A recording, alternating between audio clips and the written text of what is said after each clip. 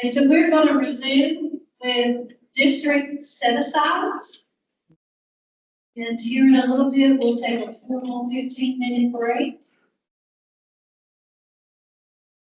Are you good to go? All right, we're going to start with Leslie with district set-asides. This is for local services, then I'll pick up after her.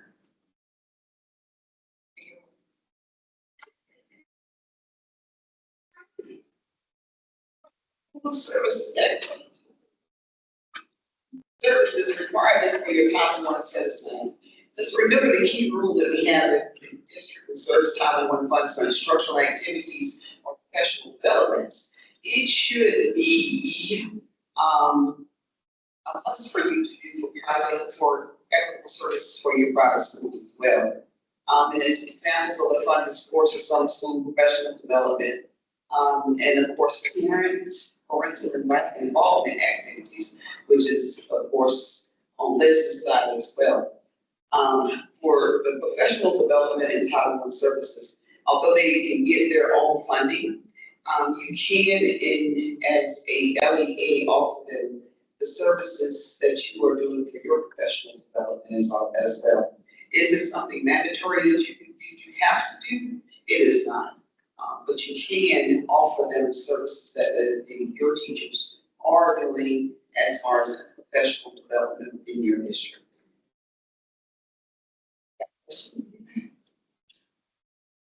Yes, go ahead.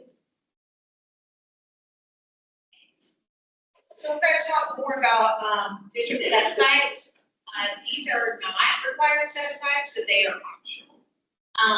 But when you're thinking about those additional set-asides, you need to make sure that you are following something that not planned and not breaking that. You need to evaluate the funding placement. So you need to make sure that it's not something that needs to be pushed out to the schools. At all possible, that's where you want to send it. You want to send it out to the schools to find anything that is happening within schools.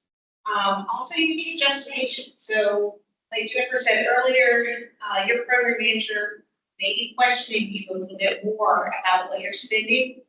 Same thing if you're putting something aside at the district level, because as I've said before, anything that you're putting aside there, it's not going out to the schools. So anything you're taking off the top, it's not making it to the students directly.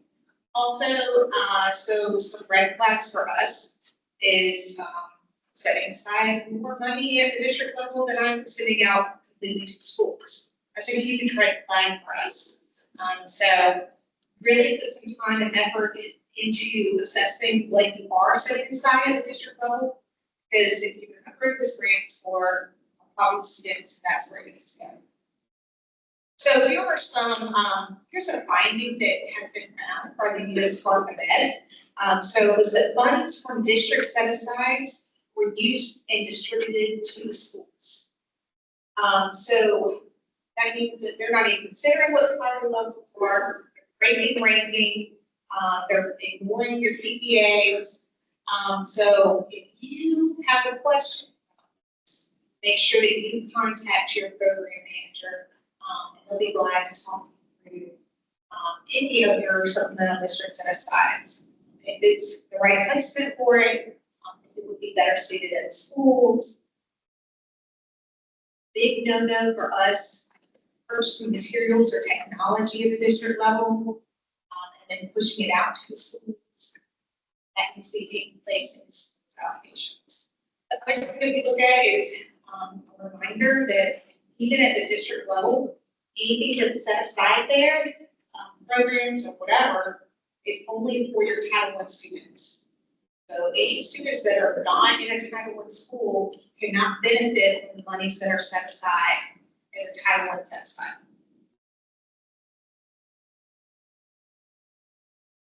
So you need to make sure you have a clear rationale for why it is being set aside.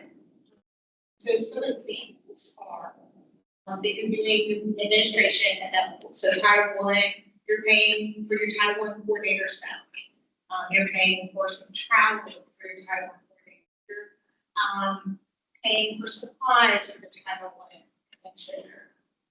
Any district sponsored Title I summer school programs be set aside at the district level. Also see where districts have decided to prioritize their prepaid, and so they choose to fund prepaid programs, at the district level, as a set aside. And as I said, if you have any questions about all that, if you could most definitely have a conversation with your program manager. You can make sure that you're having consultations with people about this. You have to consult with your private schools about, anything that's taking place at the district set aside. And also, you need to, consult with your schools. Because anything that you're placing in that set aside, like I said, is not making it into the schools.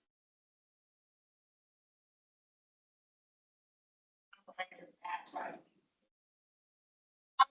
right. So, some examples of allowable district set asides include job embedded professional development. So let's say that I have instructional coaches that are coding in the district, then I could put some of their professional development as a set aside. And then the extended learning time for my Title I schools. We talked about summer school already, but this could also include after school programs or extended day for those Title I students. About this a little bit, but it's super important to have consultation. So why it matters? Well, it is reserving funds at the district level and it reduces what's going on to schools, right? So you need that stakeholder input. Also, who needs to be consulted?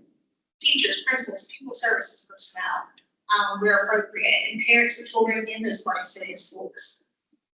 And then also consultation with private school officials must occur before the decision to set aside. So this could be what it looks like. So you have your district's total allocation. You fill out your LEA set asides page, you budget your LEA set asides, whatever you're budgeting, take it out of your total allocation, and then get your remainder of the money that's pushed out to the schools.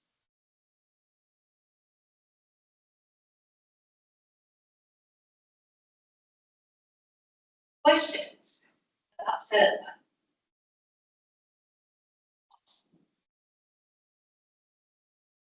Looking at you, take it. And what we want you to talk about is district set asides, maybe ask Elaine if you have a question about district set aside. Also, just what your district chooses to prioritize as district set asides. So just a little chat together. And maybe even what's your process going to look like now in the current environment that we're in? Are you thinking about making changes to the district set asides? So I'll give you like 6 minutes.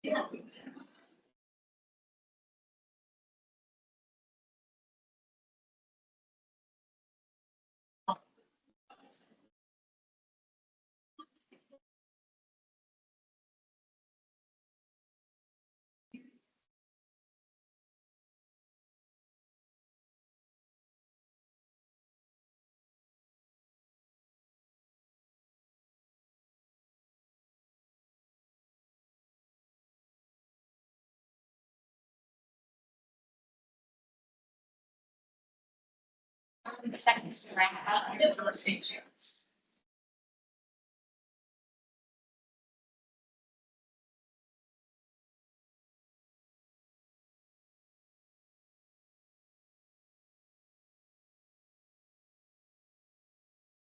Questions about set aside before you move.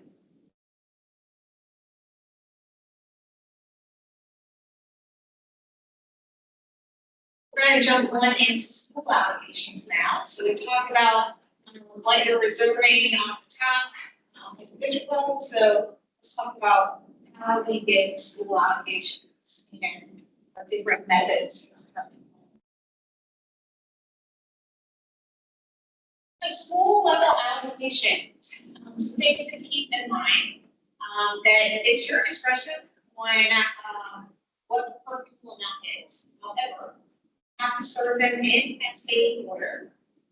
So it should, your top poverty school should be receiving the most. However, on your lovely allocations to serve schools page, Jim's does give you this magic number at the top. Like you could give all the schools. So if you choose to serve all your schools at the same level, you may do so. And Jim's does that for you. It may have a couple things.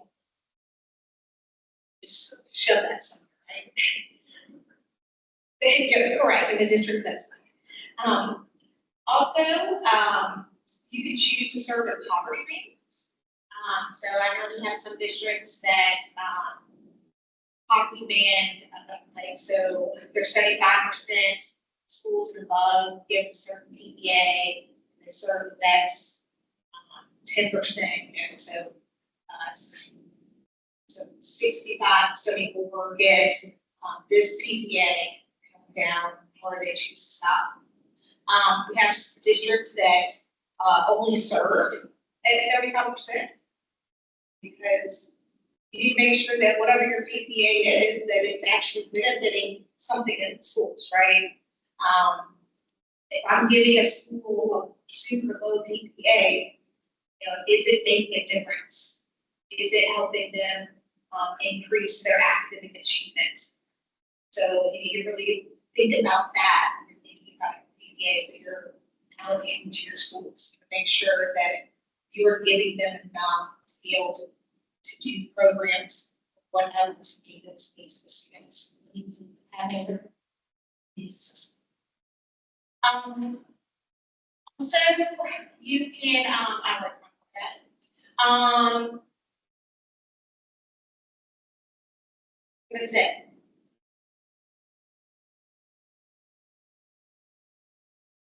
Sorry. District that also serves like certain levels. So their elementary school say serve with certain lower they choose the private school. Okay, so this is your GEMS eligibility page. Already populated in GEMS are all the names of your schools. If a school is missing, you can contact me. If a grade experience is wrong, you can contact me. Or if a school has closed and it's still on the list, you need to contact me. So we can make those changes within GEMS. I had Borda at our office will report with me around June 15th. All the changes they have been given. I made those changes before the allocations hit GEMS. So if there's something that has transpired since then, you need to let me know.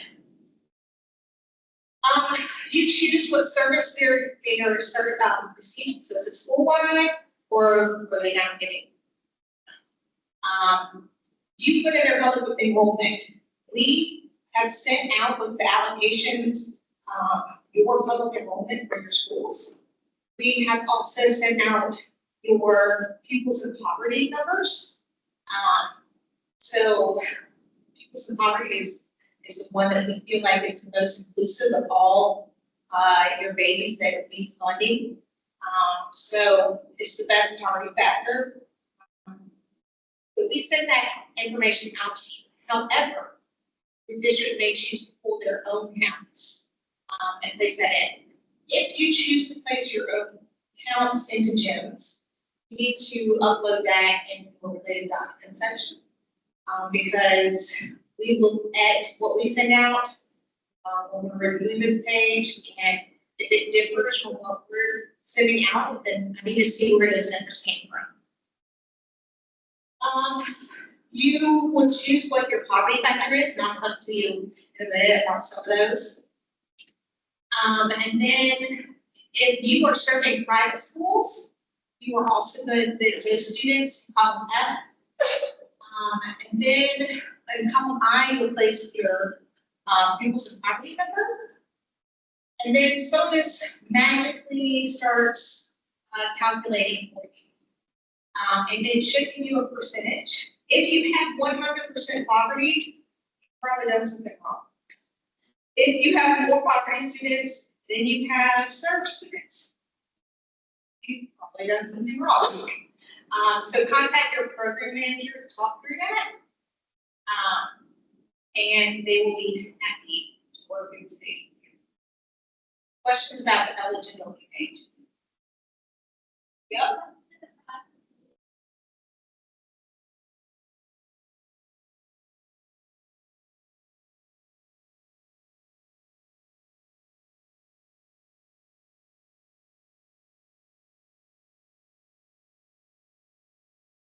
Sure. So what we're looking for is the count for the private schools that are participating. If you are serving 16 students, I'm looking to see that you have at least 16 students represented. Some districts choosing to involve, but I'm looking at the students. That makes sense.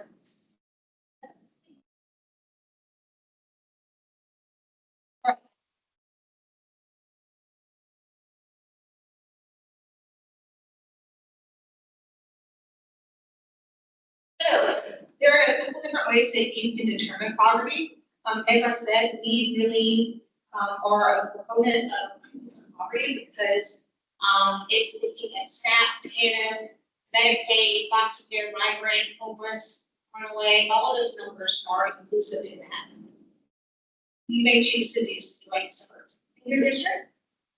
So that is a combination of SNAP and TANF. Or you can choose to do meal data. So for your reduced lunch counts, or the National School Lunch Program applications.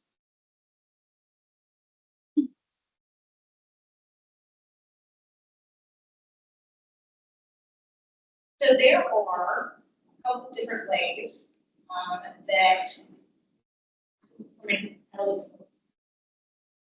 so a school has to be greater than 35% poverty level to be qualified for Title I. So, or the school's poverty average, their poverty rate has to be higher than your district's poverty. Have questions about that? Your program manager will be glad to talk through that. The school already about certain more schools, so we'll be glad to do that. You have a couple different options. Your 75% and above poverty rate in schools should be served. You need to serve those schools.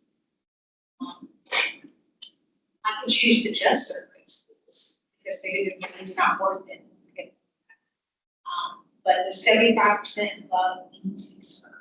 If I choose to skip a school in that realm, to supplement them with Title I funding. So I can't say I'm going to use HTSI or CSI money.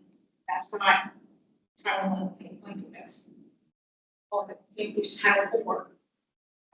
I would use state and local money that is Title I money, so it's supplemental money, but it's not federal money, it's state or local.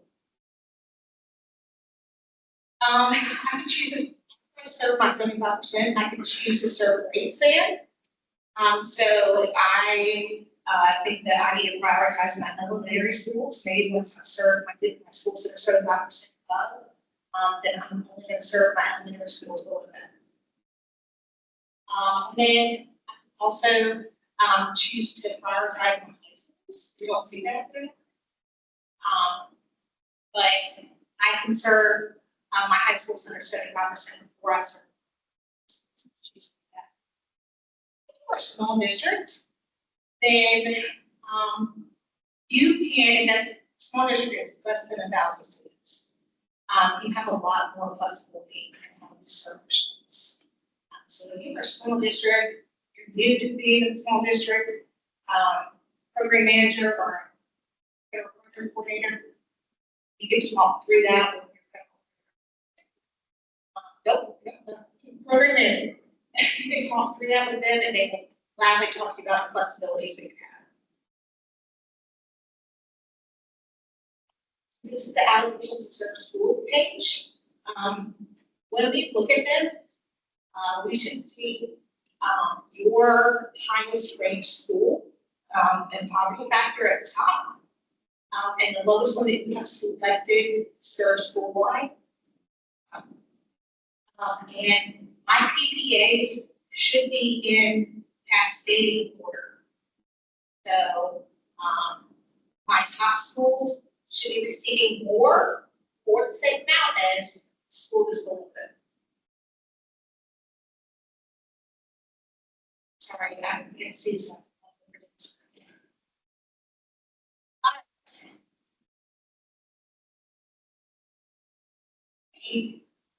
That's it.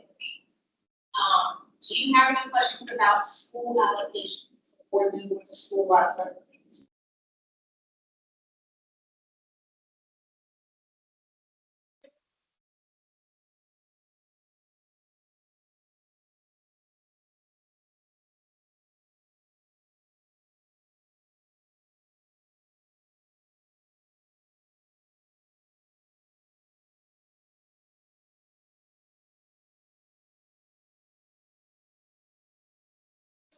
In the way that we've been kind of functioning in day-to-day situations. So, right now, we're focusing on the numbers we have this year.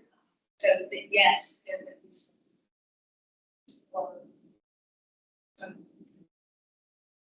Yeah, you're right. So, when we need more, it's on our radar.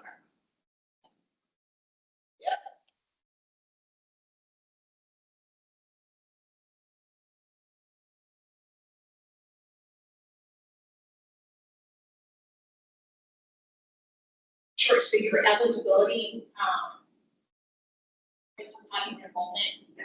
Okay. So the question was, is it a possibility to round numbers? You should be putting in enrollment, that should be a whole number anyways, not ADM. Yeah, so your enrollment should be a whole number anyways. So you stick to whatever. Yeah, we had a discussion about enrollment versus ADM last year. We're not looking for that average, we're looking for the guidance. Other questions?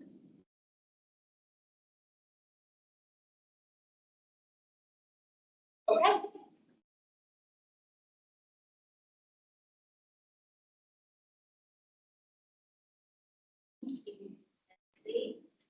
Right. So let's now hit that happening. Some more exciting information on school-wide plans, which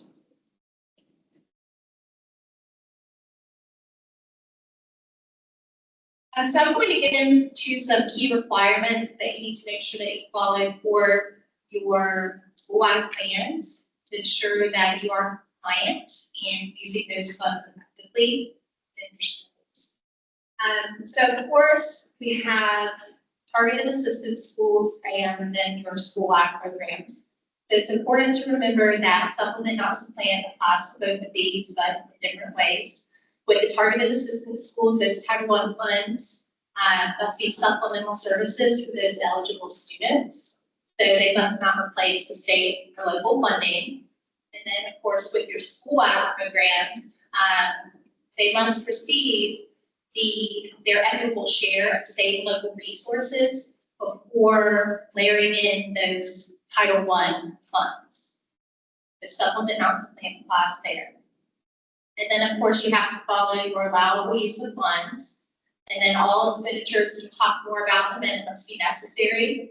You must have a need for it. Right back to your needs assessment. Must be reasonable, make sure you have that fair cost, and allocable. It must be tied to achieving your Title I goals. It must be in your plan. And then, of course, consistency with program purpose. The use of Title I funds should always be consistent with the program requirements. General use of federal funds. So a question you can ask yourself is, does this support the true intent of the grant? Thinking about consistency.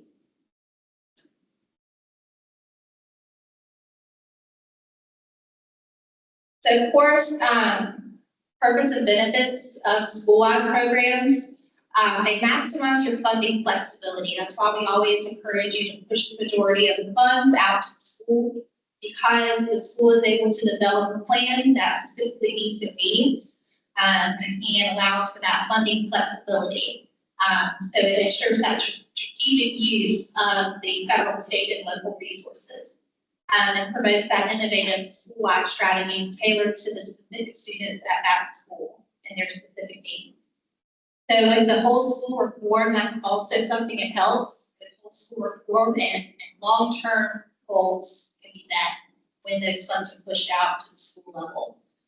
So you're able to implement sustainable changes.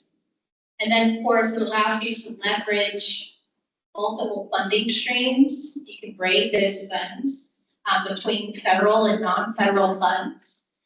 You can reduce duplication, which then, of course, increases the impact of the activities. And needs-based planning. You, of course, need to be, everything you do within your school-wide plan needs to be driven by your needs assessment. And address those academic, social, emotional, and behavioral needs of that particular group in the school. So the core components of the school-wide plan starts with that comprehensive needs assessment. Look at the data first. You need to look at factors like strengths, gaps, and areas of greatest needs, and analyze that data before you then bring all of your stakeholders to the table to then develop the comprehensive school-wide plan. And then, of course, you need to ensure that it aligns, that you align the strategies and resources with those identified needs. And then you meet with your stakeholders to develop your plan.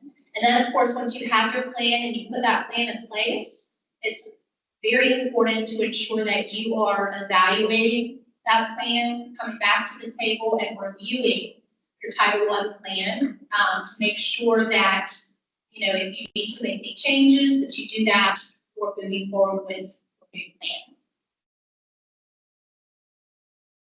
So your comprehensive school-wide plan is, of course, like you've been saying, it's about the children, right? To provide opportunities to all children, including all of the subgroups, to meet those challenging academic standards, and to use methods and instructional strategies that strengthen the academic programs within those schools.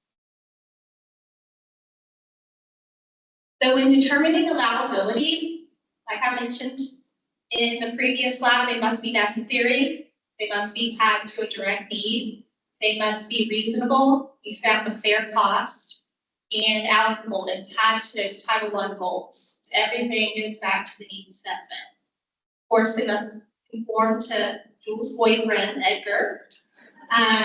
meet terms and conditions of the grant award, be consistent with your state and local policies, and provide a consistent treatment, documented, and of course, supplemental. So these are questions for you to think about when you are developing your school-wide plan and determining if the expenditures are appropriate. You can ask these questions. So how does this expenditure directly support student achievement for at-risk students? And how does this expenditure directly support meaningful professional development? In a minute, Leslie will be talking more about some professional development requirements coming along to make sure that those are meaningful expenditures. And how does this expenditure increase the participation of parents in school activities or assist them to support their student? And how does this expenditure foster continuous improvement? And have the activities been evaluated, modified, or discontinued? So it's going to be very important that you pay attention to this evaluation piece. Is it something worth keeping? So of course, our allowable uses of funds. You can spend Title I dollars on salaries and benefits, so hiring teachers to reduce the class size, providing remediation services for struggling students, professional development, conference attendance for instructional staff, bringing in speakers or consultants to train teachers, but making sure that it's ongoing professional development. What is the follow-up? Is this meaningful? Instructional supplies and materials, supplemental reading and math programs, books and resources for PLCs, and it may include materials supporting subjects even beyond ELA and math, so all of the subject areas. Family engagement activities, events and activities that increase family involvement in student learning. And then, of course, your extended day programs as well. And then if you have student incentives, that's also allowable, but it will be capped at 1% of that school's allocation. So make sure that you check behind to ensure that that student incentive piece doesn't exceed that 1%. And then non-allowable. So entertainment costs. This includes, amusement, social activities, ceremonial events, and any associated costs. So, like I mentioned, we have that professional development form coming for you to fill out. We also have that field study form that you all are familiar with now, where we are ensuring that everything, if you are taking field studies, that it is necessary, there's a need, and that, it's not considered entertainment. So there are some steps you have to take if your schools have field trips. They'll need to make sure they're documenting how this connects to instruction, what standards are being addressed, what is the follow-up once they return back to school. So none of those fluff field trips, so we're ensuring that these field trips tie to instruction. So that would be with the field trips down here. And then gift certificates and gift cards, anything treated as cash equivalent, prohibited due to tracking. So those would be unallowable expenditures. And then, of course, review your plans to ensure there isn't anything in there that could connect to DEI initiatives. I'm going to kind of brush over this slide. I'm going to let Jennifer highlight some things in her afternoon presentation, but keep in mind that we have not released allocations like Bull has mentioned for these grants, but Title I, Part A is in process as usual, and Title I, Part D and the Kidney Minto. Thank you. Questions about that for Martha Skillsworth?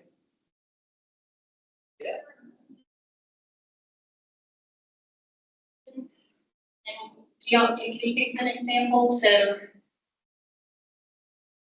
graduation events, but I don't know.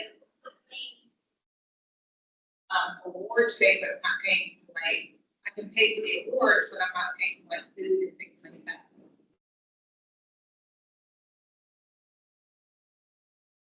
Any other questions? Say that the school incentives do have a 1% cap, but we are very mindful when reviewing about what you're purchasing. So anything that can be deemed as entertainment there, we're not gonna. So it needs to have some kind of academic tie to it.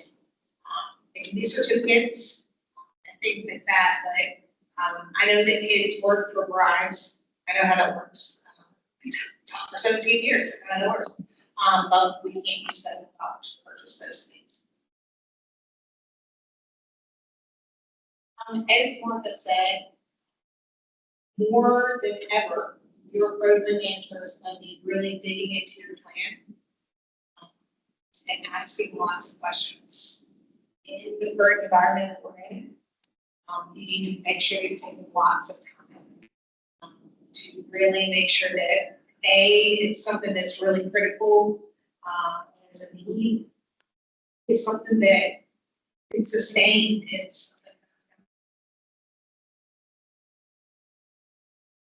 So related documents.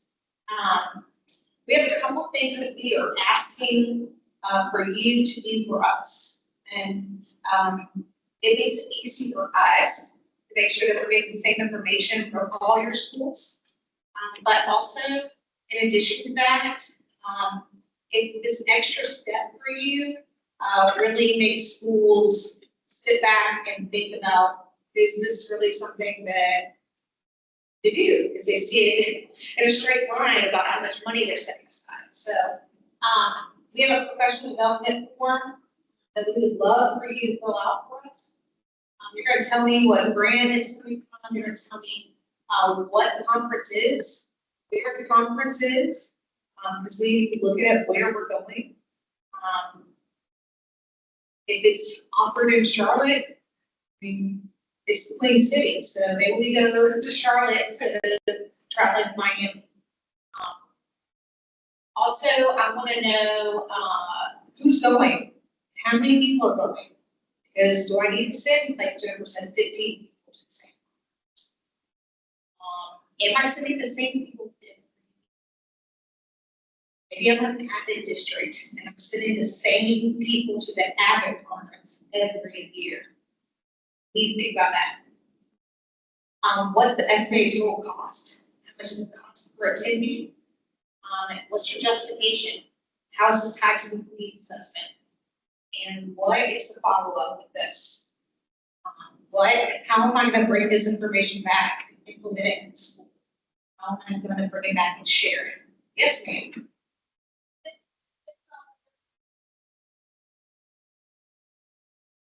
What? It's in our resources. It's in our resources only. Have one. It's on a slide. You can contact your program manager and send it to you. You can combine all of them on the same, or you can have each school do it, put it together in a document for us. I will brag. Yeah, that'd be great. That would be wonderful. If you could group it by school though, I'm the kind of person that reads your grants by school. So it allows me to see that Los Elementary School and Lakeville have conferences.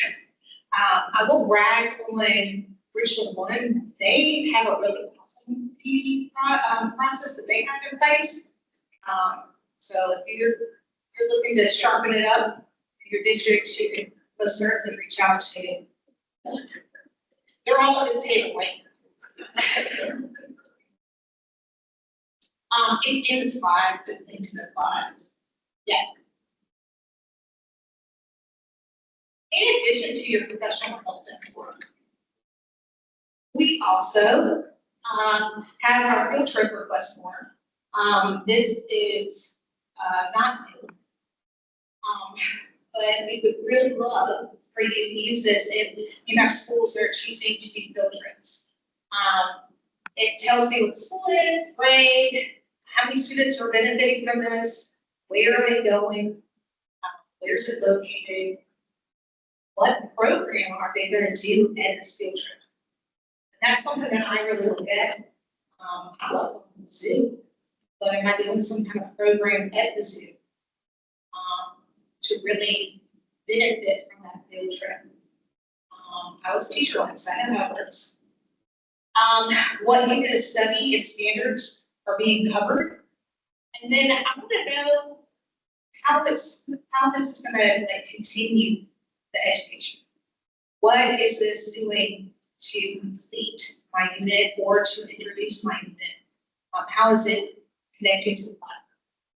What are the dates? How much it costs for the program and how much it costs for transportation. Questions about field trips? Yep.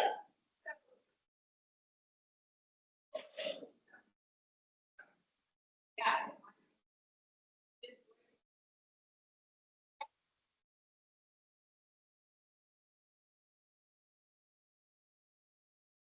Yes, so anytime that you have an amendment and a field trip's being added, or changed, then yes, I would resubmit.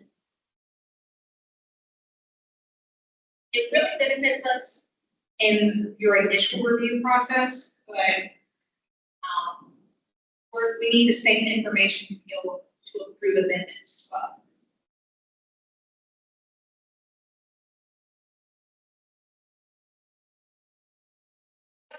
So in your related documents, you will see a section for additional documentation. So yes, we would love for you to have your field trip form and your professional development form uploaded there. Now, if you're one of those awesome districts that doesn't have any of these things laying out their plan, then you don't have to put that in there.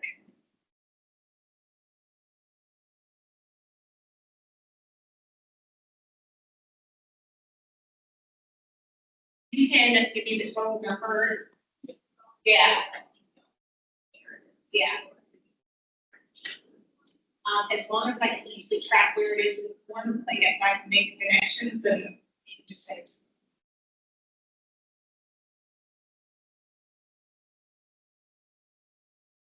Sure. Sure, so Denise just made a suggestion, we will add, the activity number, to our professional development form, so that we know where we're tracking. Questions about these two? I'm going to put you that I need your LEA, parent communication policy. There is actually an upload section for this in related documents. And then we are asking that you submit your private school documentation in all grants. What hiccup for us is that as we required it in Title II, the Title II's due like after Title I or Title II's laws, I don't know. So we need the permission, your private school documentation in all of the grants so that you can make sure that you are following what you're supposed to be doing with the Constitution. I'll tell you this. These things are, we are looking for these. I don't see these things in your plan, it's coming back.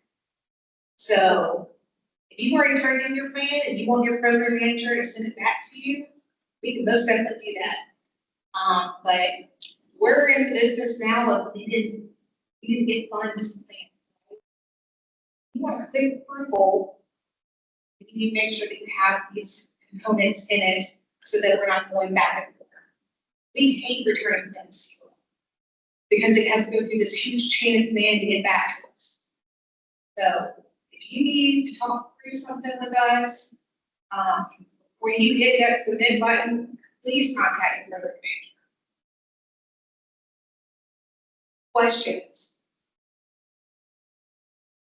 these are some resources for you, for how to look up allowable costs. So you, tap into the ESCA law and regulations. And look at the guidance that's out there. Or some uniform guidance. Edgar, always fun to dig through. And make sure that you're keeping up with any, policy letters that are coming out. Because things are popping up. So make sure that you're staying on top of any changes that may be coming down. What they're hoping. Martha already talked about DEI a little bit with you. Yeah, but that's, I mean, they're gonna be looking at that. Yes, ma'am.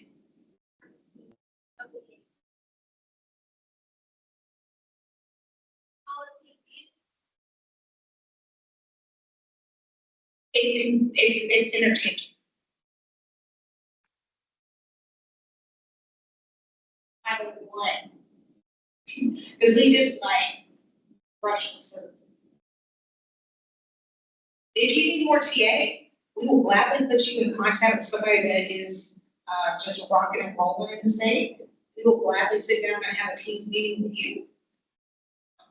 That's what we're here for. Don't be scared to call us and set up meetings with us.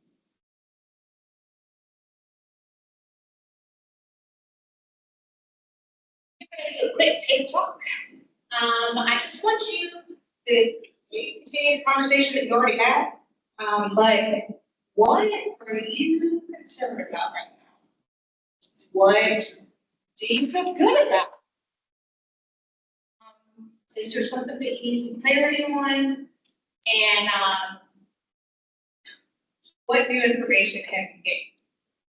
But really focusing on, what you're concerned about and what you feel like your district's like set to go with. So we're gonna give you 5 minutes for you to talk at your table.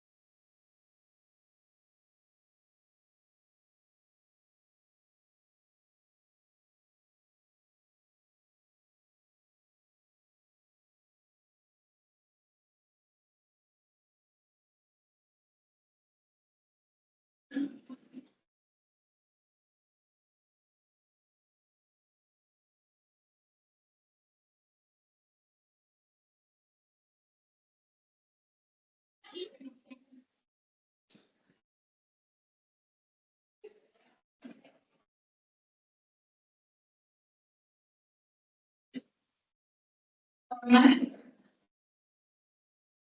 Let's take a quick hold.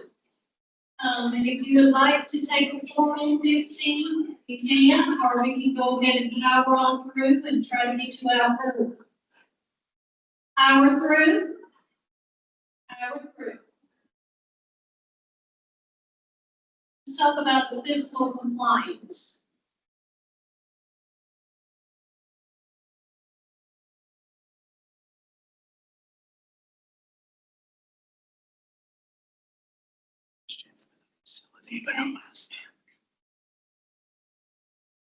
Charges. If you are programmatic only, you're no longer in a situation where you can just wear the programmatic hat. You have to learn a little finance. So we're going to talk a little bit about the fiscal side of things and what you should know, especially if you're a new person coming into this role. One thing that you have to keep in mind is that you have to keep your documentation on hand for about 6 years. So it's current year you're in plus 6. And Jennifer, what does that look like? Well, it varies across all the districts. I worked in Dillon Ford, and all those years ago, we had a room. Anybody been around that long? There was a room? Yes. There was a room. Well, you don't have to have a room anymore. You can, be updated and techy like this generation now. Keep it all online. I suggest having a backup to how that is done. But anyway, you're going to keep it for about 6 years. Even if you're tired of it, hang on to it. Escalation plan. What is that, Jennifer? So this is just the expectations for turning in a GEMS plan. So right now we're talking about Title I. It's due around August the 15th or the 16th. 15th. Okay, and so if you feel that you need an extension, that is fine. You reach out to your program manager and ask for that. They will ask you to give them a date that you feel you can submit, okay, because they have to keep track of that. This is a serious deal. This leans into the risk assessment for the district. When there are problems with districts, one of the questions that I get is, do they produce timely submissions? Do you have to chase them? What is happening with their GEMS claims? So please keep in mind that your program manager is keeping a spreadsheet of when submissions come to them, when submissions come back to the district, when it comes back again, that volley back and forth, they keep a spreadsheet, an internal control document, so that anytime if Jewel asks, where is Greenwood 50's plan, they can pull their spreadsheet and say, well, it's with me, it's been with me 3 days or whatnot. Okay, and so please make sure that you stay on schedule with getting everything submitted in a timely manner. And if you can't, you need to just, like I said, email and say why. If there are issues, then I have to report to Jewel, I have to contact the district, sometimes the superintendent. So please keep in mind that this holds hands with the risk assessment for your district. So submit timely as much as you can.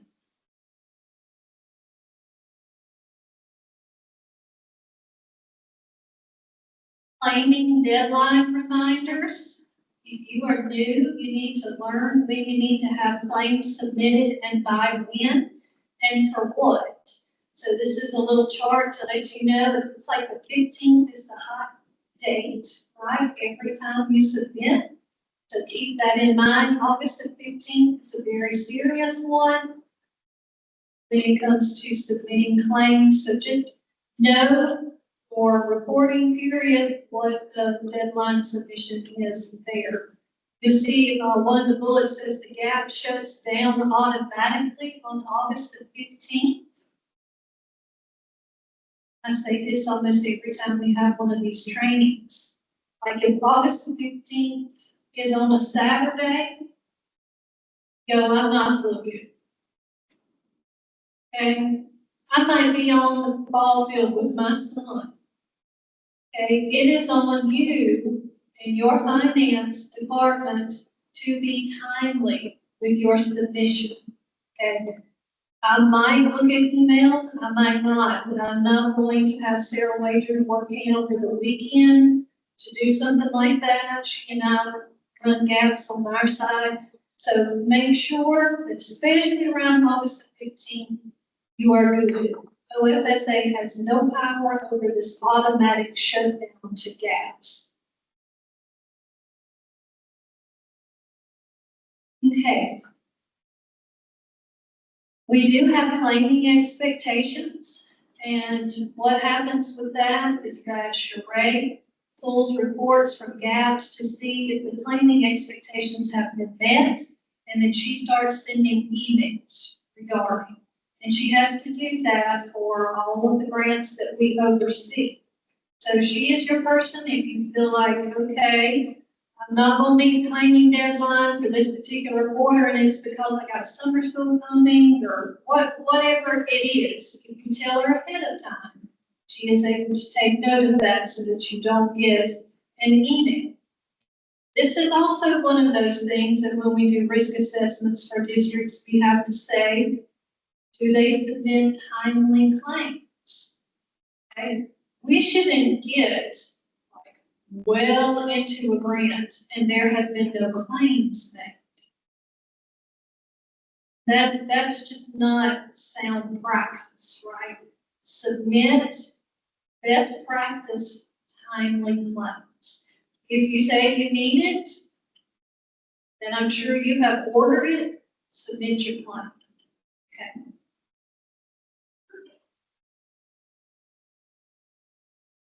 Let's talk for just a minute about claiming expectations. As we navigate the weeks coming, in anticipation of what will happen with 26 Title II, Title IV, and some of the other ones, I will give you flexibility as I can. If we get to the point where we see we need to make amendments because we need to later. But we're going to wait and hope for the best at this point.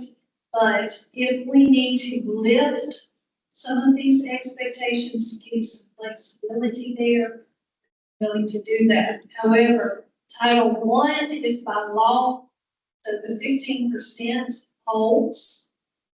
Okay, and so please note that. I've been sending some emails as of late and putting Jim's announcements in, and it's been coming by bulk. We're getting close to August the 15th. And so please note your district has not yet met the 15%. You need to get with finance to be tracking like where you are. It's hard to say right now if I should encourage you to use a waiver or not. I'm not going to say either way. But if you feel that it is best in these uncertain times to request a waiver, you can do that if your district is eligible. Jennifer, how do I know if the district is eligible? You can email me directly. I'll go into the files and see, okay? That is, a waiver can be used once every 3 years. So if you feel that you should, you are welcome to email me to find out if you are eligible to do so.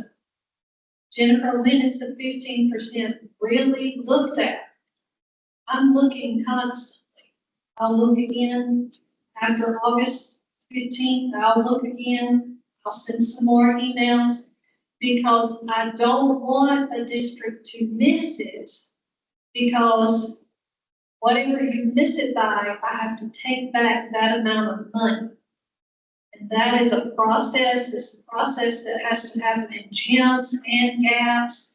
We run a new van. Superintendent receives a letter about that. And so I want to prevent anything like that from happening. So I'm tracking along the way. But the finality of that will occur after November the 15th. And if you are new, you're supposed to expend 85% of the funds, pretty much the first year of the grant. And so after that shakeout of November 15th claiming, we kind of let the dust settle with grants accounting, and we pull a report to see where everyone stands. So that's how that claiming expectation for Title I is handled.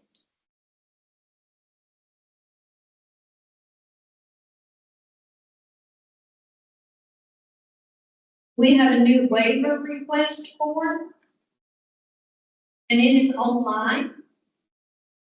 So I have it linked here as well. It's more of a formal letter request rather than in the past, you writing up a letter. Now we have one scripted for you that you can access and send in.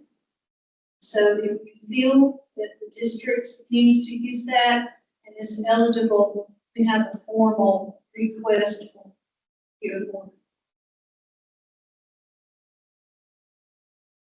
Okay, if the district were to miss the 15%, you get a deobligated GAN, and the superintendent receives an acknowledgement cover letter. We'll see if I can up a little bit. Yes. We have another new form for the superintendent to sign off on if the district misses the 15%. So it brings the superintendent's knowledge to the fact that expectation was not met. So just please be aware of where you are when it comes to 25 Title I.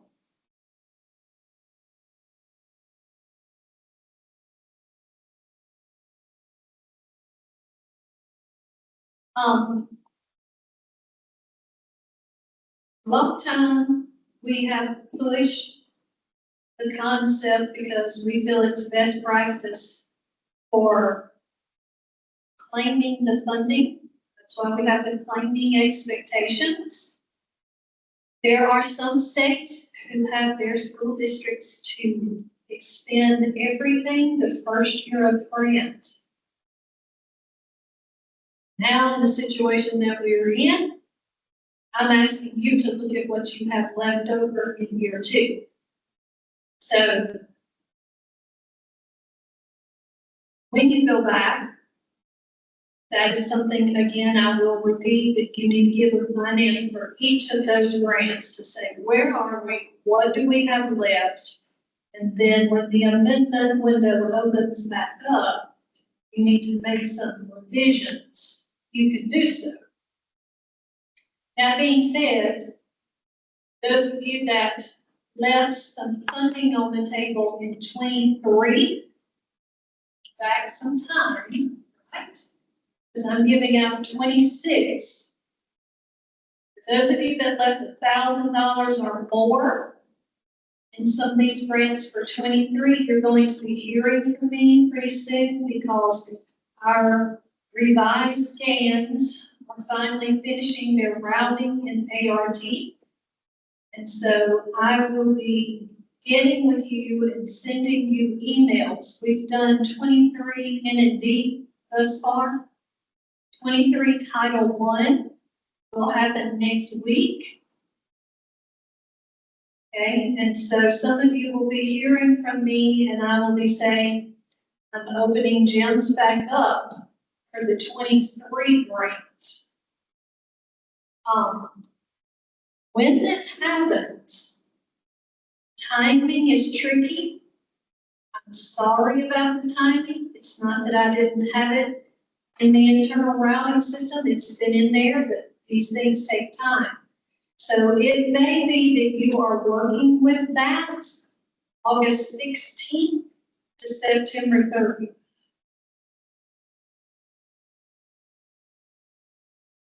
Those of you, though, that left the money, you knew this was coming.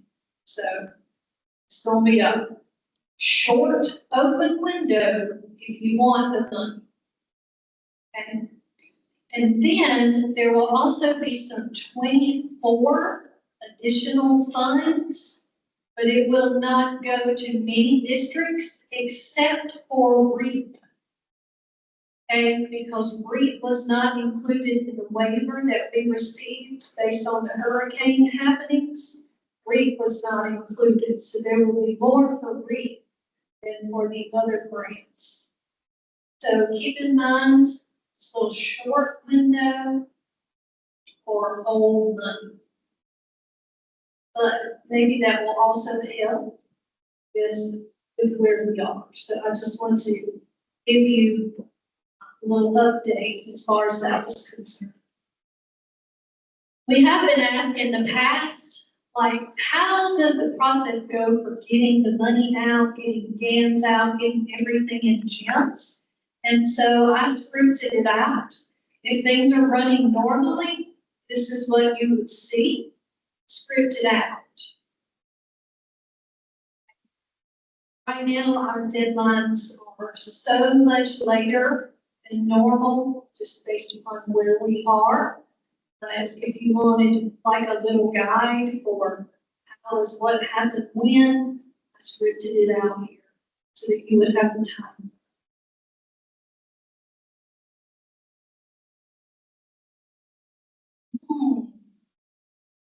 Snow. Not going to change the indirect cost rate in the 25 grants beginning this year. And my grants, okay? I can only speak to mine. So for 25, Title 1, 2, 4, 5, and N&D, when we get to final allocations and we change the indirect cost rate to 26 Title 1, Sheree will not be going back into the 25 grants to make that change. It is very difficult to fool with this between gyms and gaps because gyms is calculating on the whole, not on what you have left. And I don't know what you have left unless I dig. Okay, and so note that you're going to be working with that within gaps, but not gyms for the 25 grants.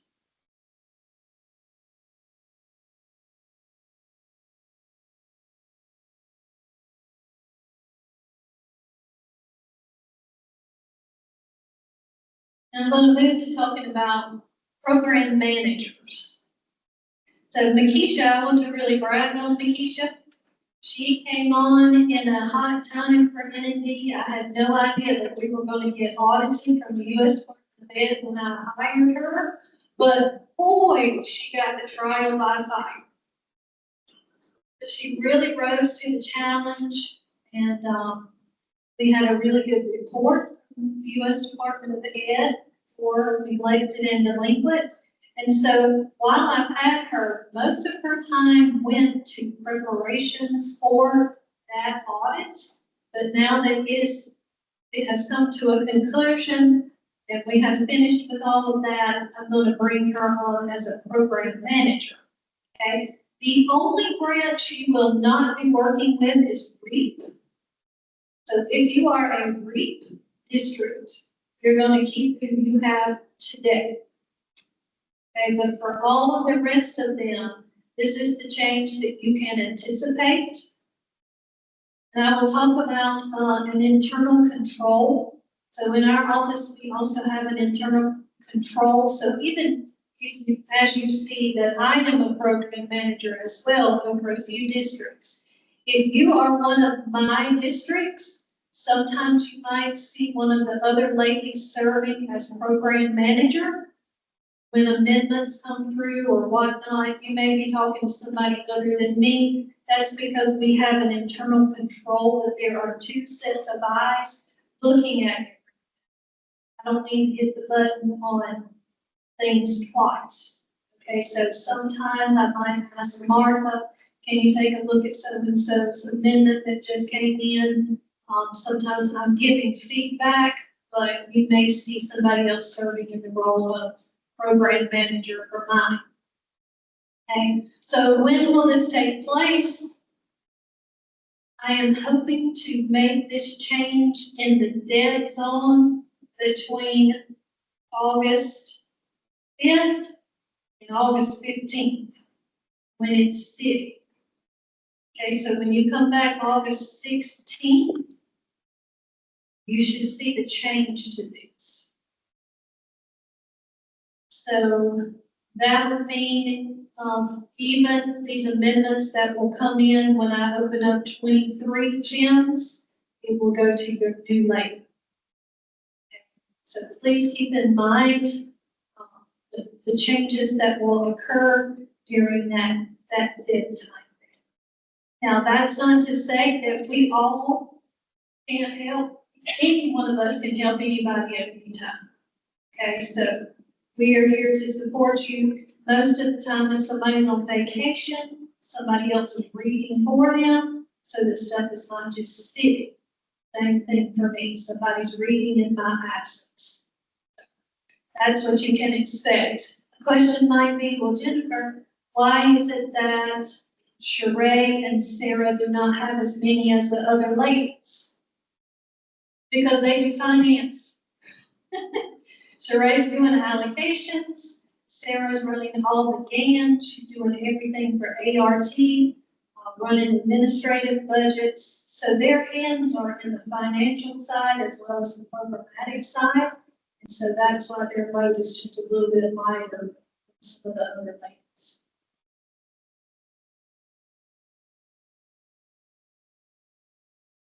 And we have some resources linked here for you. Next time I know I might not need blue fonts. See it from here. Okay, before she gets into these N&D updates, this is the last thing for today. Again, the reason for this is because of the audit from the U.S. Department of Ed. Let me say that if you have an N&D facility, you get money for N&D for your district, U.S. Department of Ed went out and studied those facilities' websites. So when they came to talk to me, they spoke to various ones and what they saw on the website. They really did their homework with this grant. And so some of what she's going to talk about is based upon the feedback that we got from them and what we need to do going forward. Most of the grants that we oversee, we have to pull data and we have to report to the U.S. Department of Ed. And so that's where a lot of this is coming. So Makisha, I'm going to let you come talk about N&D.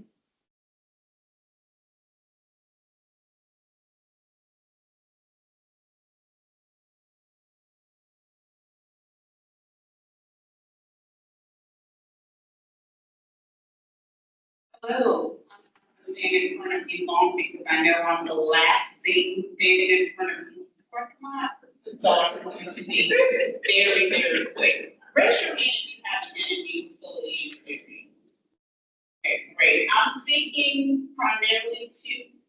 people, but I'm speaking to everyone. Just because you don't have a facility in your area now, does not mean you'll never have it. So I want to make sure that everyone is aware of what's taking place. Like Jennifer said, we were audited in the spring by the U.S. Department of Ed, so these changes are coming as a result of the feedback that we've received. And to ensure that the NMB facilities are functioning in alignment with their intended purpose, an audit will be conducted. The purpose of an NMB facility, and I know most of you know this, but I'm still going to read it anyway.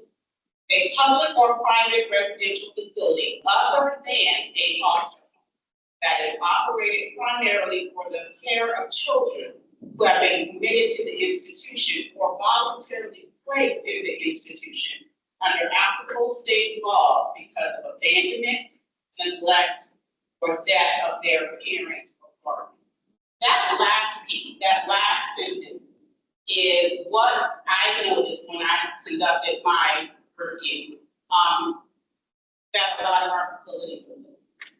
A lot of our facilities, they do cater, of course, to neglected children, but there's all types of ways that children can be considered neglected.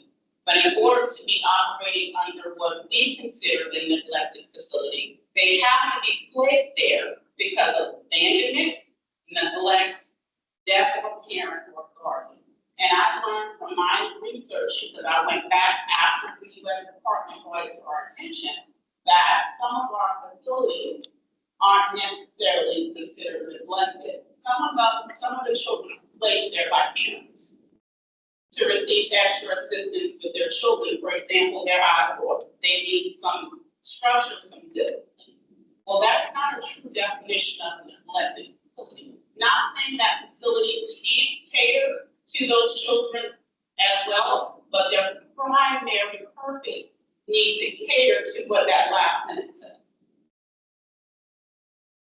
Delinquent facility, a public or private residential facility that is operated primarily for the care of children have been adjudicated to being delinquent or in need of supervision because of the violation of state or local law. So mission, vision, alignment. When I did my research, I went on every NMB facility that we have. And I was looking for their mission, their vision statement, to see if it aligned with the definition of what a neglected facility is. And to be quite honest, a lot of them didn't align. And it may have been at some point when they first came on board as a neglected facility that they did align. But we know that change takes place over time. Some of the facilities have changed who they cater to. And so now they're no longer technically a neglected site. The primary purpose of the facility must be stated in its mission or charter. Your who must be clearly identified. I should be able to go on the facility site and tell that they cater to neglected children. What to expect? As Jennifer said, we are going to conduct our own audit and eligibility review of all of our facilities. I will conduct a training session. We have not determined that date yet. As soon as we set the date, Jennifer or I will be in contact with the LEA to let you know what date that training will take place. The LEA will be responsible for facilitating the completion of the audit questionnaire. I have created a questionnaire that I want you to share with your facilities and assist them as best as possible with getting that audit completed.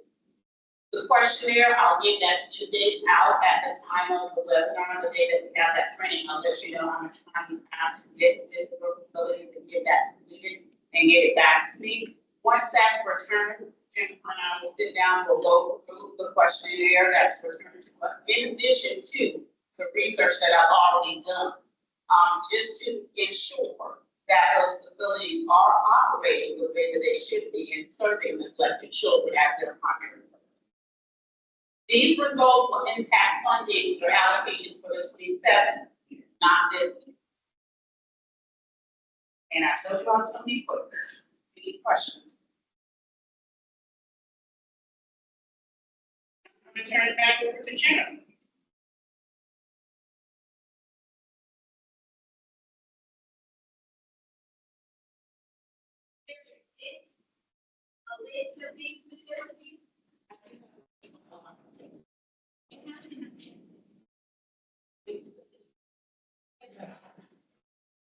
You can email Lakeisha. Okay, this is our email address for my team. If you are new, I'd kind of like to tell you who does what on my team. And if you have questions for family and parent engagement, they need to go to Leslie Close. Have private school questions, they go to Theresa Gregory. Have questions regarding allocations, to Ray Mosley. N&D, Keisha Sumter.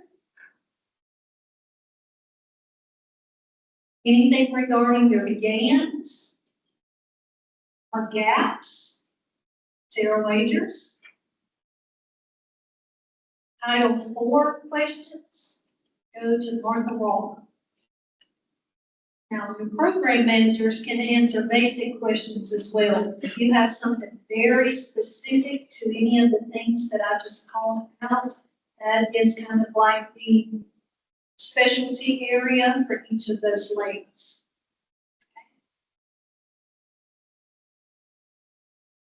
Notice that Sarah Wagers' email is SL Wagers. If you don't catch that, it will bounce back.